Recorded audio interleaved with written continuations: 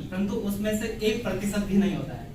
आज तक शायद हुआ भी नहीं होगा, हो सकता है कोई रेयर केस हो जिनके साथ ऐसा हुआ हो, परंतु मेरा एक्सपीरियंस ये है कि जब भी हम भविष्य के लिए ऐसा कुछ तय करते हैं उसमें से 1% भी नहीं होता है। हम सुबह ही सोचते हैं हम 5 बजे उठेंगे, सबसे पहली गलती तो वही होती है, हम 5 बजे की जगह 7 बजे उठ जाते हैं, तो वही सारा डामाडोल खत्म।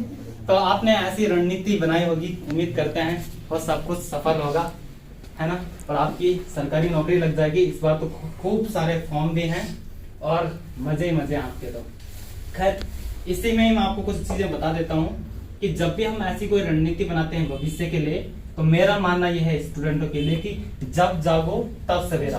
अगर आपको अभी लगा है कि आपको अब 4 घंटे पढ़ने की जरूरत है, तो आप किसी सोमवार के या अगले साल के या 15 तारीख का या अपने बर्थडे का इंतजार ना करें, आप आज से ही वो 4 घंटा पढ़ना शुरू कर ले। अगर आपके अंदर ये प्रवृत्ति आ गई है कि आपने जो सोचा है आप उसी समय से स्टार्ट कर रहे हैं, तो फिर आपको कोई नहीं रोक सकता है आपकी गोल के लिए। तो आपका पहला लक्ष्य यही होना चाहिए कि जो आप सोचें वो आप आज से ही स्टार्ट करें, किसी शुभ दिन का इंतजार ना करें। सारे ही दिन शुभ होते हैं, या मानो सारे दिन ही अशुभ होते हैं। तो आप जब जागो तब सवेरा। दूसरी चीज ये है कि आवा और जावा वाली कहानी नहीं होनी चाहिए। यानी आप आए, यहाँ पे लेक्चर सुना, चश्मे वाले सर ने कुछ बताया, तो आप घर में चले गए और वापस फिर सेम लेके वापस आ गए है ना। आप यहाँ पे आ रहे हैं, जो चीज आपने पढ़ी है, आपकी पहली ड्यूटी ये है घर जाके कि आप उसे एक बार फिर से कम एक बार फिर से जरूर देख लें। यानी आपने जो आज पढ़ा है ना, अगर आप उसको आज देखेंगे तो उसका स्वाद अलग है, और कुछ टाइम बाद देखेंगे तो उसका स्वाद अलग है। वो कैसे कि आज अगर आपने 1.5 घंटे की क्लास पढ़ी है, उसको रिवाइज करने में आपको बड़ी मुश्किल से 30 मिनट लगते हैं, आधा घंटा लगता है, परंतु आप उसको ठीक से भी समझ पाते हैं। वही चीज अगर आप 1 महीने बाद करेंगे तो आपको 1.5 घंटे की क्लास को समझने के लिए 1 घंटा लेना पड़ेगा, और आप उसको ठीक से समझ भी नहीं पाएंगे। तो दूसरी बात मेरी ये है कि जब भी आप कोई चीज पढ़ते हैं क्लास में, तो आप उसको सेम नाइट पे आप रिवाइज कर लिया करें। काफी कम समय भी लगता है और आपको ठीक से समझ में भी आता है, ठीक से मजा भी आता है, उसमें जीना शुरू कर लेते हैं। तो आप मतलब जो आज पढ़ते हैं उसी को रिवाइज भी कर लिया करें। तो आप ये लगातार करते रहें। 1-2 दिन अगर आप करेंगे ऐसा, तो बहुत ज्यादा आपको फायदा होगा नहीं, क्योंकि आपके सर से आप श्लोक सुनते होंगे, सनय पंता सनय गंता सनय पर्वत लगनम सनय विद्या सनय वित्तम पंचताति सनय सना। तो ये सारी चीजें सनय सनय होती है। अगर आप ये सोचते हैं कि एक ही रात में आप कालिदास बन जाएंगे, तो संभव नहीं है, आपको थोड़ा सा वक्त देना पड़ेगा। आप इस रूटीन को हमेशा रीजनिंग के थोड़ा, तो मैं ये सोच के बैठा था पहले से ही कि मुझे तो जो कुछ भी लाना है 90 में से लाना है, क्योंकि रीजनिंग के 10/10 तो मेरे पक्का है ही। आप यकीन कीजिए, मेरे रीजनिंग में 10 में से 6 नंबर आए, यानी 4 नंबर घाटे गए। और हिंदी के जहां मुझे इतना डर था कि हिंदी में अगर मेरे 12-13 नंबर भी आ जाएंगे तो मेरा काम बन जाएगा, जबकि उसी हिंदी में मेरे, क्योंकि मुश्किल प्रश्न था, उसी हिंदी में मेरे 18 नंबर आए, जो कि सबसे ज्यादा है।